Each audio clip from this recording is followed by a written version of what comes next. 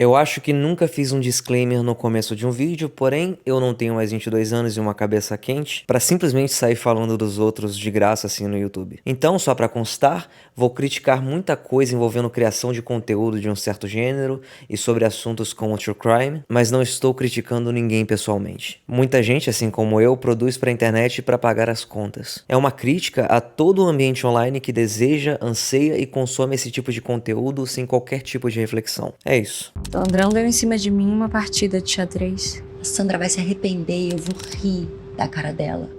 Suzane eu olhava. Quer dizer, todo mundo olhava. Assim que eu soube que iam fazer uma série sobre a cadeia que tinha os presos que a gente conhece pelo nome aqui no Brasil e que iam colocar a Marina Rui Barbosa para interpretar a Suzane von Richthofen, eu já tinha certeza que ia fazer esse vídeo aqui. Claro, já fizeram um filme antes, ou melhor, 3 filmes simultâneos, que talvez no papel até fosse uma ideia interessante, sobre o caso da menina que matou os pais dela com a ajuda do namorado para ficar com a casa, com dinheiro e tudo mais deles. Mas a produção desses filmes, com a grande ex-BBB Carla Dias, teve o nível de produção de uma novela da Record e ninguém deu a mínima. Pá! Pá!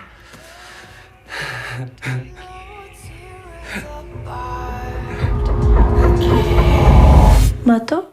Agora, no entanto, a gente tem uma série da Amazon Prime, que não é pouca merda em termos de orçamento e, mais do que isso, eu escrevi essa parte do vídeo antes mesmo da série sair. E a parte esperta foi que vão fazer uma historinha sobre os dramas da cadeia em si, com a Elise Matsunaga, com o Sandrão, que namorou as duas famosas dentro da cadeia, e até mesmo com o casal Nardoni, que é outro sobrenome que nós, como brasileiros, reconhecemos com muita facilidade. Tipo O.J. Simpson pros americanos. E eu simplesmente não dou a mínima que eles acharam um ator idêntico pra interpretar o cara que jogou a filha da janela do prédio. E também não vou ligar muito se a Marina Rui Barbosa encarnar o olhar vazio da Suzane numa interpretação de muita qualidade. Porque isso tudo é uma importação de mau gosto de uma das piores coisas da cultura americana de audiovisual. Assim como o Monark insiste em achar que faz sentido morrer na cruz da pauta da liberdade de expressão, Já começou!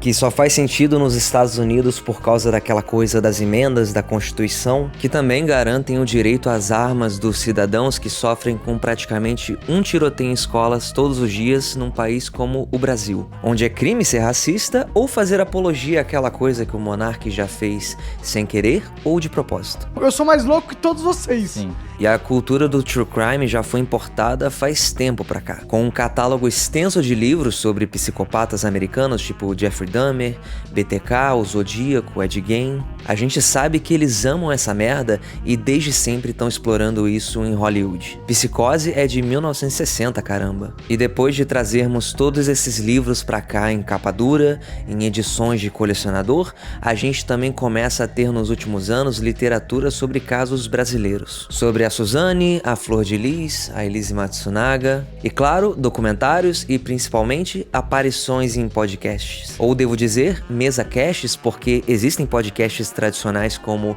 o Modus Operandi, que, como eu disse no disclaimer, não é nenhum tipo de ataque pessoal, mas esse é um dos maiores podcasts do Brasil no momento. Conteúdo mórbido gera cliques. Cliques como os muitos mesacasts que trazem peritos e especialistas, todas essas profissões que eu poderia ser maldoso e colocar entre aspas, e ficam fazendo as mesmas perguntas sobre os mesmos casos porque sabem que quando vão postar o corte, as milhões e milhões de views vão estar garantidas. E claro, vai entrar o doce néctar do AdSense em dólar. Esse dinheiro não me pertence.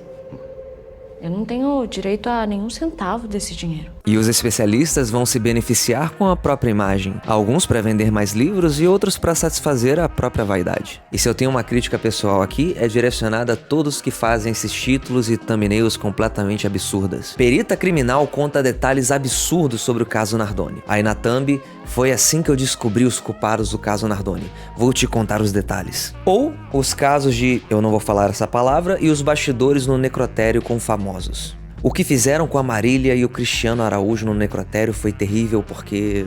reticências. Esses 3 pontinhos para incitar a curiosidade, esse número 3 no lugar da letra E no título pro vídeo não tomar shadowban, essas chamadas absurdas clickbait exemplificam bem o meu desgosto com esse gênero. Não existe qualquer tipo de sensibilidade, parece que foi o Léo Dias depois de dar um teco que fez essas thumbnails. E me parece muita falta de profissionalismo alguém como uma psicóloga criminalista ficar trocando ideias sobre psicopatia de uma forma tão trivial. Apenas para matar a curiosidade da audiência através de um apresentador que tá ali só para perguntar o que ele sabe que vai gerar um corte bom no YouTube. Enfim, Tremembé. Eu já falei sobre o ambiente no qual eu percebo a internet já faz um bom tempo em relação a esse assunto. Mas e quanto à série em si? Não dá pra falar mal de algo sem ter visto, não é mesmo? Bom, a verdade é que tudo isso que eu falei até agora, eu escrevi, gravei e editei antes mesmo da série sair no streaming. E antes de tirar esse tempo pra assistir e voltar aqui, eu vou fazer uma previsão de que vai ser uma grande novela vibe Netflix. Vou fazer a previsão de que vai ser uma grande novela vibe Netflix, sobre os dramas nas relações dentro da cadeia entre os personagens, e a gente vai ver os crimes famosos em flashbacks durante essa temporada. Porque eu apostaria R$50 que eles não vão resistir. Essa tentação profunda de reproduzir essas cenas da forma mais cinematográfica que eles tiverem a capacidade de fazer. Alexandre.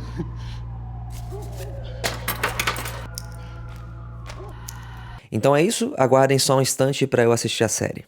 6h30 depois. Então, aconteceu algo que eu não tava esperando. A série é bem melhor do que eu imaginava que ela ia ser. Tecnicamente, pelo menos. Ritmo bom, roteiro aceitável, direção satisfatória, atuações bem empenhadas. Por mais que a Suzane da Marina soe muito como Ana Francisca antes de ficar rica. Você é muito melhor que o advogado dele. Você tem que conseguir. Não depende de mim. Meninão! Eu procurei você pela fábrica toda e não achei. Onde estava? Mas a questão é que eu mantenho tudo que eu falei até agora e isso é muito bom. Porque agora a gente vai ter mais do que falar nesse vídeo. E aliás, depois do meu vídeo ser a pauta mais fria que eu poderia ter feito com Homem-Aranha 2, eu fiz questão de ver essa série e escrever esse vídeo pra pegar essa pauta quente pelo menos uma vez na vida. Então, na moral, se inscreve aí, deixa um like, um comentário, tudo isso ajuda demais. A série começa com a anedota real que eu já tinha ouvido em outras ocasiões de como a Suzane estava sendo ameaçada no presídio que ela estava, porque como todo mundo sabe, os próprios prisioneiros não aceitam alguns tipos de crimes, principalmente envolvendo crianças ou, no caso dela, os próprios pais. Ela, uma manipuladora natural como é, a Suzane é uma pessoa apaixonante, é muito conveniente para a Suzane mais uma vez ser a mulher da líder. Seduz o promotor do caso dela, assim como o advogado e todo mundo que possa atribuir alguma coisa que ela precisa, e consegue a sonhada transferência para Tremembé, o presídio dos famosos. E detalhe, o jeito que ela consegue isso, como explicado com toda a sutileza e sensibilidade que nós poderíamos esperar receber de um episódio de True Crime de um MesaCast. Faço qualquer coisa pra ir pra Tremembé. Qualquer coisa. E o beijinho é uma metáfora pra uma outra coisa, tá? tá? Porque eu tinha achado estranho só o beijinho. Não, é uma metáfora, ele quer uma outra coisa. Mas é um boquete ou uma transa? É um boquete. Ah, tá. Ele quer um boquete. Tá. E aí, tá feliz? Tá feliz ou não tá? Tô. Dá um sorriso. Comemora. Eu tô muito feliz. Gargalha, então. Suzy. Não demora. Foi ao banheiro, ela saiu, os policiais estavam lá fora. Onde é o banheiro? Ele falou, é aqui. Só que ao invés dela dobrar pra esquerda, ela dobrou pra direita e foi bater lá na corregedoria. Eu quero fazer uma denúncia de assédio. Então a gente começa a conhecer todos os personagens dessa novelinha em Tremembé e vai desenvolvendo com a ajuda de vários anacronismos, porque precisavam que todos esses acontecimentos relevantes sobre essas pessoas se passassem na mesma época. Mas funciona, faz sentido e não é mesmo algo do qual eu reclamaria. Eles vão usando ao longo da série também os cards estilo Tarantino e Spike Lee para introduzir no momento perfeito, entre muitas aspas, o nome e o crime do personagem em questão.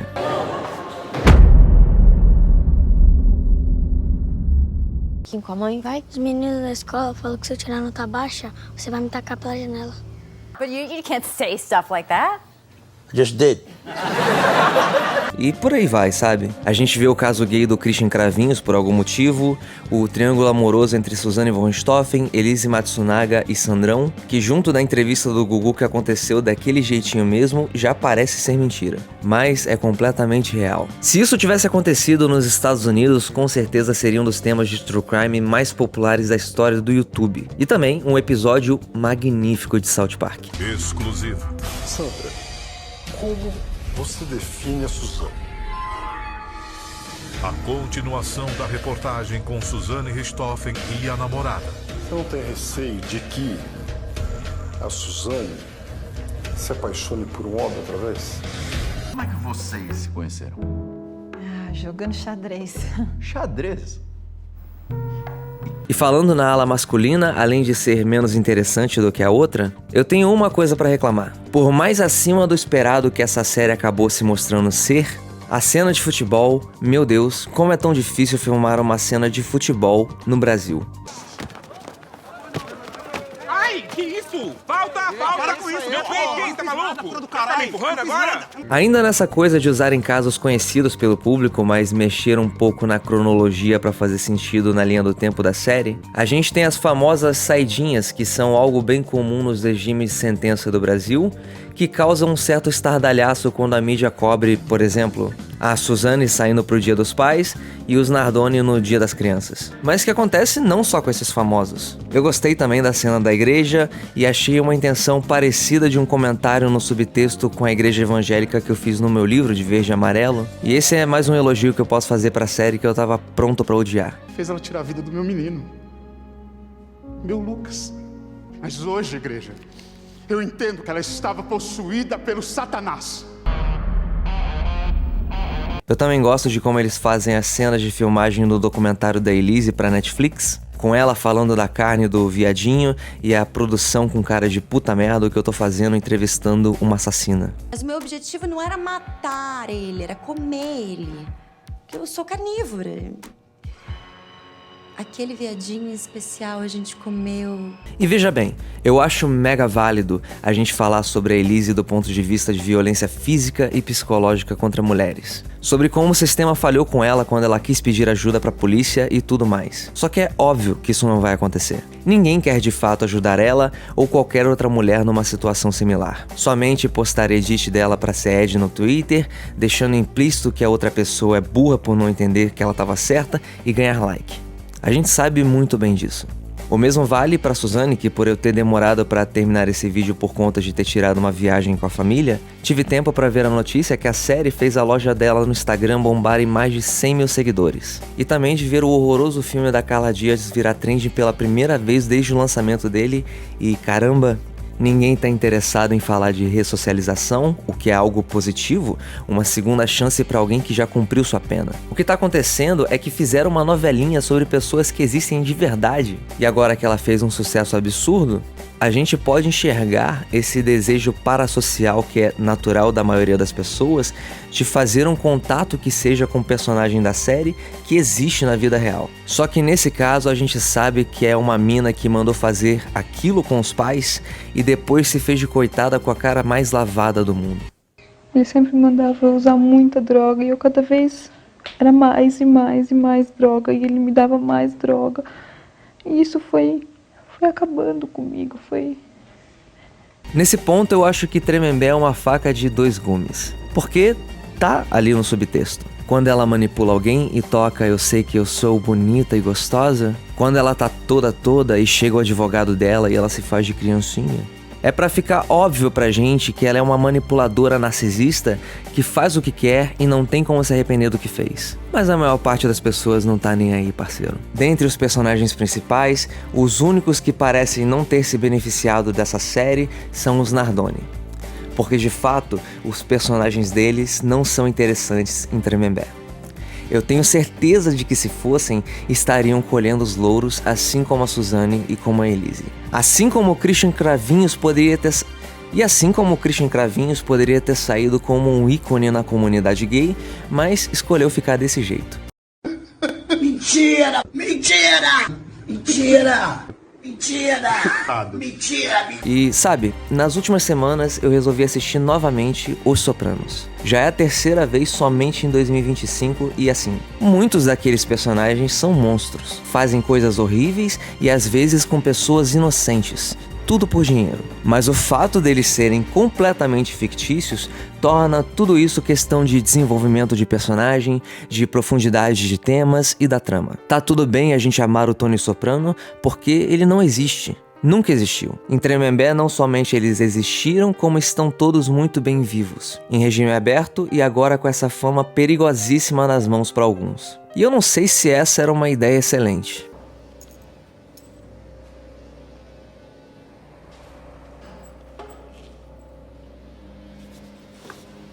A gente tem esse fascínio por true crime, sei lá, como seres humanos e tudo mais, só que do jeito que foi feito, com essa linha bem borrada entre novela e vida real, por mais que eu fique feliz de ser uma produção brasileira bem melhor de se assistir do que um Dahmer com meu primo Ivan Peters ou essa do Ed Gein, um refresco depois dessa hegemonia de séries de criminosos americanos, homens brancos de meia idade.